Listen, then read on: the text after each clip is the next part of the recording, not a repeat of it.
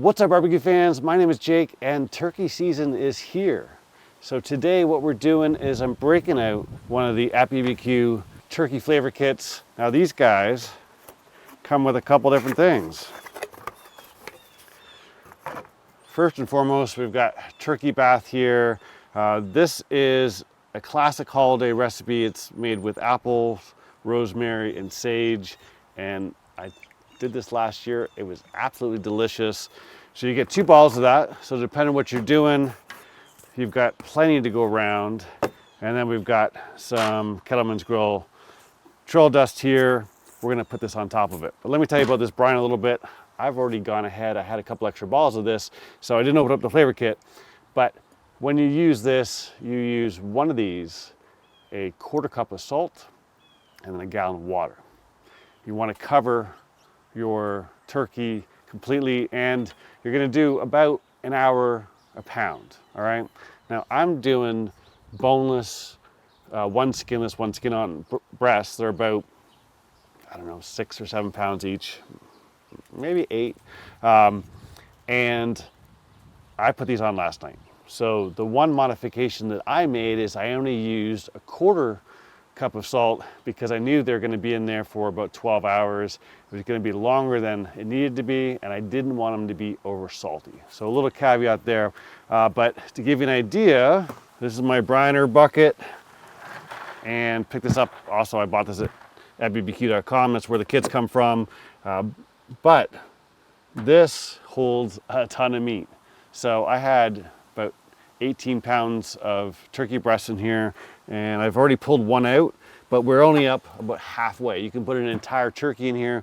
The big thing here is you wanna use 2 of these if you're doing a big turkey and you wanna put in a bunch of water to cover it up. And then what I did, this obviously doesn't fit in my fridge, probably doesn't fit in your fridge. I put some ice on top, and then I put it in a cooler and I put ice on either side, left in my garage overnight, and there's still ice inside. Before we can do that, let's fire up our Yoder here.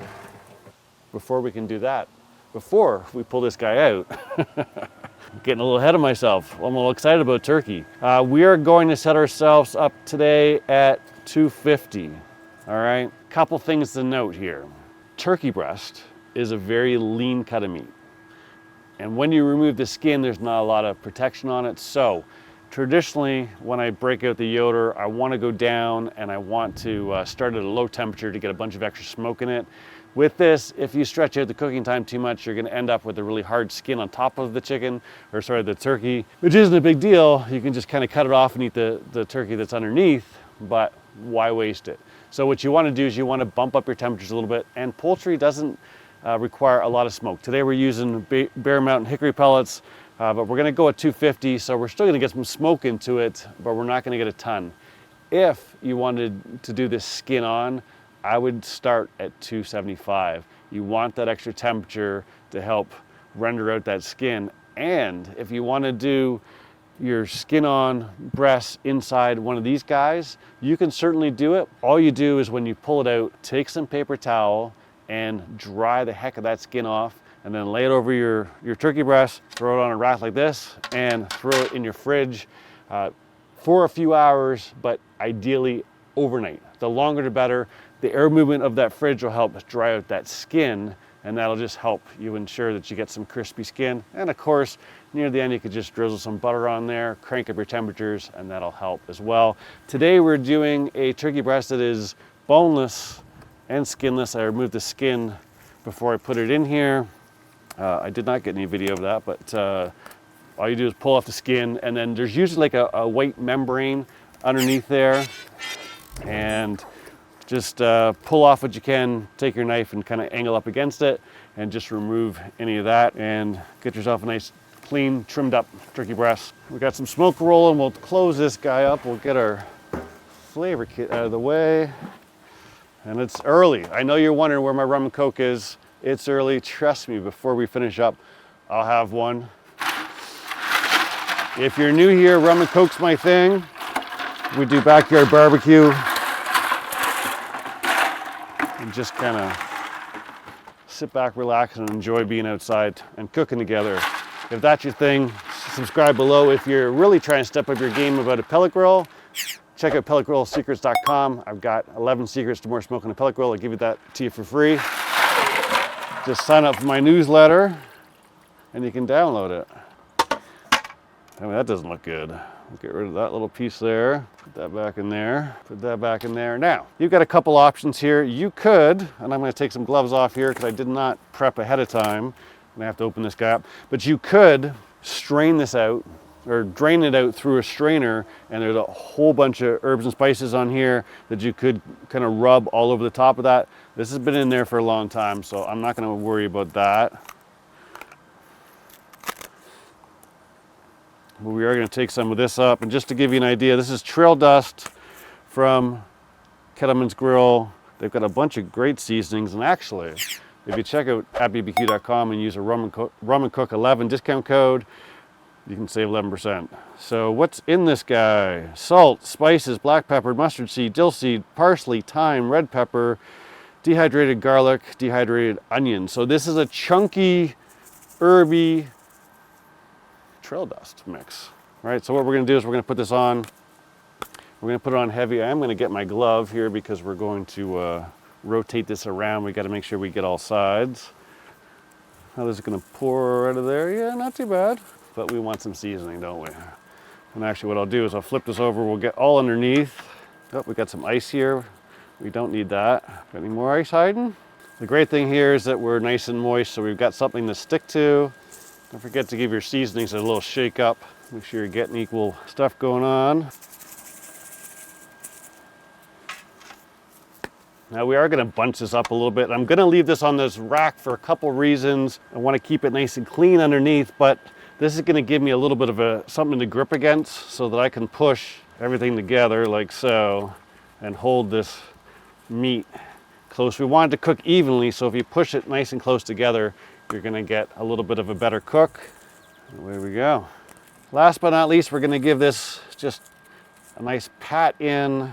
Make that stick there. And we're not even going to let our Yoder come up to temperature. We're going to take advantage of some of the extra smoke that happens as we're going through that startup process. We're at 181 now, so we're not going to get a ton of extra smoke, but we'll get a little bit. So we're looking delicious. We've got lots of clearance here.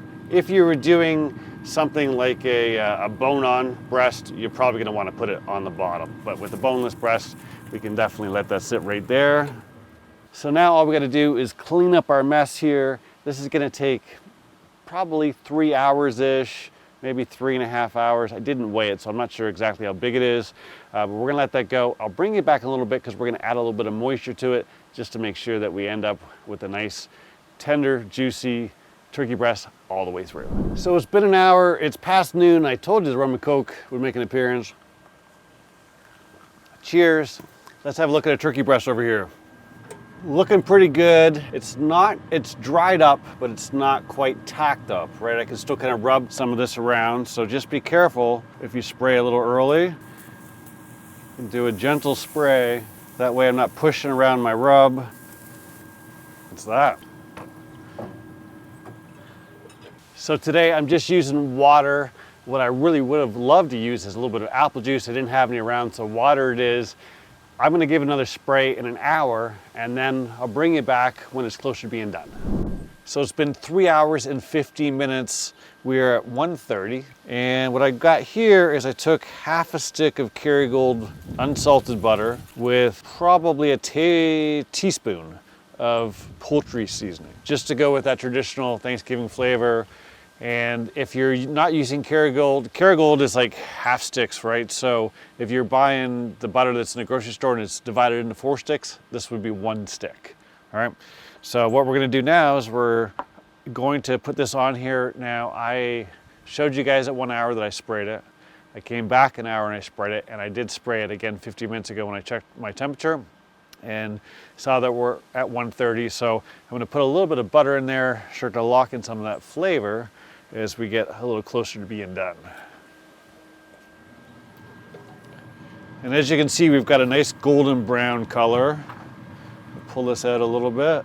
And again, we don't want to move around our seasoning too much, so I'm just gonna drizzle that like so.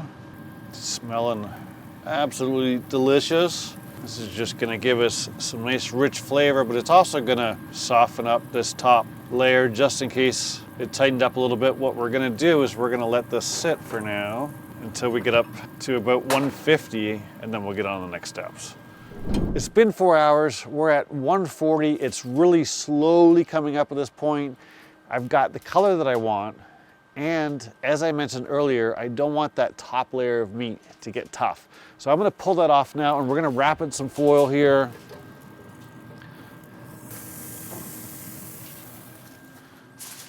And I mean, as you can see, it's a little piece stuck to the board there, or the rack, but I mean, beautiful color all the way around. I did put butter on it one more time since I saw you last. We're gonna put some more gently on top, and I'm gonna set this in butter on the bottom as well.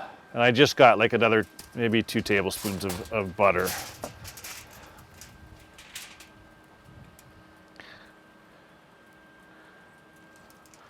And I'm using this because I don't want to brush it, I don't want to ruin the seasoning. I want the seasoning to stay there, and if I pour it, I run the risk of washing it off a little bit. So, we're gonna wrap this nice and tight. I want to keep everything in. We'll go one more piece of foil here. We want to keep the butter in there, so don't flip it over where your seam is or anything like that.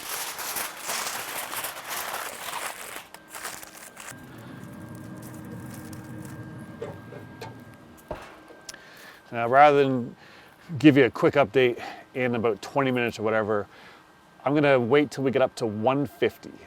And then I'm gonna pull it and I'm gonna let it rest for 30 minutes or so, maybe 40 minutes, and then I'll bring it back and we'll have a taste. So as I mentioned, we took this up to 150, then I let it rest. It's actually been about 45 minutes now. It will stay hot for a very long time when it's wrapped in foil like this. Actually, what I'll do is I'm gonna unwrap this. I'm gonna put it, look at the butter bath going on there. I mean, I feel like I just want to turn upside down, let it swim in that for a second. Washed off a lot of the seasoning, unfortunately. Dogs just smelt food. I mean, look at that guy though. That looking pretty darn good. We did wash off some of our rub there, but all that flavor is gonna be in there. I mean, it's looking pretty darn good. All right, well, if it tastes half as good as it looks, we're in good shape. I'm gonna take you right here, right even edge. It's got some moisture there. Wasn't until I got a little closer. You wait till you see the smoke ring on this thing. This is probably the best shot of it. I don't think it's gonna come across in camera, but this little part here is the only part that's white. The rest of it is pink. Definitely looking good. I'm gonna use this for sandwiches. That's an amazing smoke ring. Let's give this guy a try, shall we? I got dogs all the way around me. Wow, that's got some great flavor. It actually does not look as juicy as I expected, to be honest. It was 149 when I pulled it and wrapped it, but when you bite into it, it is super, super moist. Very tender. Put a little bit of butter on there.